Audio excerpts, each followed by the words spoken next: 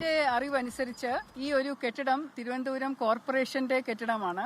ഇതിന്റെ സോണൽ ഓഫീസും കൌൺസിലറിന്റെ ഓഫീസും പ്രവർത്തിക്കേണ്ട സ്ഥലമാണ്. ഈ സ്ഥലത്തിന് പൂർണ്ണ അവകാശമുള്ളത് തിരുവനന്തപുരം കോർപ്പറേഷനാണ്. അപ്പം ഇദ്ദേഹം ശ്രീ വി കെ പ്രശാന്ത് എന്റെ വളരെ അടുത്ത ഒരു സുഹൃത്താണ്. ഞാൻ പോലീസ് ഡിപ്പാർട്ട്മെന്റിലും പ്രശാന്ത് മേയറായിട്ടിരുന്നപ്പോഴും തൊട്ടുള്ള പരിചയമാണ്. എന്റെ മോന്റെ കല്യാണം ഇദ്ദേഹം മണ്ഡപത്തിൽ നിന്നാണ് നടത്തി തന്നത്. അത് കല്യാണം അറ്റൻഡ് ചെയ്തിട്ടുള്ള 2500 പേർക്കും അറിയാം, അവരത് കണ്ടിട്ടുള്ളതാണ്. പ്രശാന്ത് ത്രൂ ഔട്ട് കല്യാണ മണ്ഡപത്തിൽ തന്നെ ഉണ്ടായിരുന്നു. അങ്ങനെയുള്ള എന്റെ സഹോദര തുല്യനായിട്ടുള്ള ഒരു ആളാണ് ഇപ്പോഴത്തെ വട്ടിയൂർക്കാവ് MLA പ്രശാന്ത്.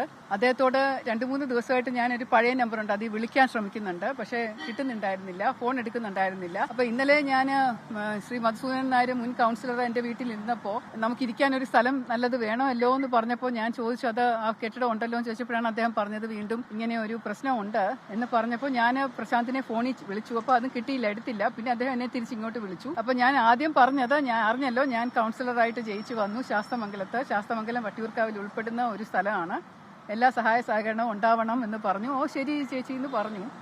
അതിനുശേഷം ഞാൻ എനിക്കൊരു റിക്വസ്റ്റ് ഉണ്ട്, എനിക്കിരിക്കാൻ ഒരു സ്ഥലമില്ല, അപ്പോൾ ആ ഒരു ഓഫീസ് പ്രശാന്ത് ഒന്ന് മാറിത്തരാൻ പറ്റുമോ, അതൊന്ന് പരിഗണിക്കണേ, അതെന്റെ ഒരു റിക്വസ്റ്റ് ആണ് എന്ന് പറഞ്ഞു. അപ്പോൾ അദ്ദേഹം പറഞ്ഞു അത് ഇപ്രാവശ്യം ബുദ്ധിമുട്ടായിരിക്കും, ഇലക്ഷൻ കഴിയുന്നത് വരെ, അത് പത്രക്കാരോട് ഞാൻ എന്ത് പറയും എന്ന് ചോദിച്ചു. അപ്പോൾ ഞാൻ പറഞ്ഞു മേയറുടെ ഒരു സ്ഥാനം ഇരുന്നപ്പോൾ അതിനുശേഷം എടുത്ത ഒരു ഓഫീസാണെന്നാണ് ഞാൻ അറിയുന്നത്. അത് അടുത്ത ഇലക്ഷന്റെ സൗകര്യാർത്ഥം MLA ക്വാർട്ടേഴ്സിലേക്കോ അല്ലെങ്കിൽ കുറച്ചുകൂടെ നല്ലൊരു സ്ഥലം കിട്ടിയപ്പോഴും മാറി എന്ന് പ്രശാന്തിന് പറയാമല്ലോ. ഇതെനിക്ക് കിട്ടിയാൽ എനിക്ക് 5 വർഷത്തേക്ക് കൌൺസിലർ ആയിരിക്കേണ്ടതല്ലേ, എന്റെ ഓഫീസ് വർക്ക് ചെയ്യേണ്ടതല്ലേ, എനിക്കിവിടെ ജോലി ചെയ്യേണ്ടതല്ലേ, ഒരുപാട് പേർക്ക് ഇവിടെ ഇരിക്കേണ്ട സ്ഥലം അല്ലേ. അപ്പൊ അതുകൊണ്ട് എനിക്ക് പരിമിതമായ സ്ഥലത്ത് ഇരുന്ന് ഓപ്പറേറ്റ് ചെയ്യാൻ പറ്റില്ല. അതുകൊണ്ട് എന്റെ റിക്വസ്റ്റ് ആണ്, ദേവിയെ ഇതൊന്ന് പരിഗണിക്കണം, പെട്ടെന്ന് വേണ്ട, പതുക്കെ മതി, പ്ലീസ് എന്റെ റിക്വസ്റ്റ് ആണ്, ഒന്ന് പരിഗണിക്കണം എന്ന് പറഞ്ഞപ്പോൾ അദ്ദേഹമാണ് ഇങ്ങോട്ട് പറഞ്ഞത് അത് പറ്റില്ല, ഒഴിപ്പിക്കാമെങ്കിൽ ഒഴിപ്പിച്ചോ എന്ന് പറഞ്ഞു. ഞാൻ അതിനുശേഷം അങ്ങനെ പറയല്ലേ പ്രശാന്ത്, ഞാൻ ഒരു സഹോദരി ചേച്ചിയുടെ സ്ഥാനത്ത് നിന്ന് പറയുകയാണ്. മധു കേട്ടതാണ്, എന്റെ കൂടെ എന്റെ ഭർത്താവ് ഉണ്ടായിരുന്നു, വേണമെങ്കിൽ അദ്ദേഹത്തോടും ചോദിക്കാം. എന്റെ ഫോണിൽ റെക്കോർഡില്ല, ഞാൻ അങ്ങനെ ഒരു ക്രാഫ്റ്റിനെസ് എനിക്കില്ല, ഞാൻ ആരുടെയും ഫോൺ കോൾ റെക്കോർഡ് ചെയ്ത് വെക്കാറില്ല. പക്ഷെ എന്റെ അറിവിൽ പ്രശാന്തിന്റെ ഫോണിൽ കോൾ റെക്കോർഡ് ഉണ്ടെന്നാണ് തോന്നുന്നത്. നിങ്ങളത് പരിശോധിച്ച് നോക്കൂ. എന്റെ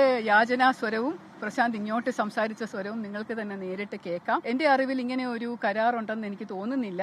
ഇതൊരു അഗ്രിമെന്റിന്റെ ബേസിസിൽ വാടക കൊടുക്കുന്നുണ്ട്. അപ്പം കോർപ്പറേഷന്റെ സ്ഥലമായതുകൊണ്ടാണല്ലോ വാടക കൊടുക്കുന്നത്. അദ്ദേഹത്തിന്റെ സ്ഥലമാണെങ്കിൽ അദ്ദേഹം വാടക കൊടുക്കേണ്ട ആവശ്യമില്ലല്ലോ. അപ്പൊ കഴിഞ്ഞ കോർപ്പറേഷൻ ഭരണാധികാരികൾ ഇദ്ദേഹത്തിന് ഒരു സഹായം ചെയ്തു കൊടുത്തതെന്നാണ് ഞാൻ മനസ്സിലാക്കുന്നത്.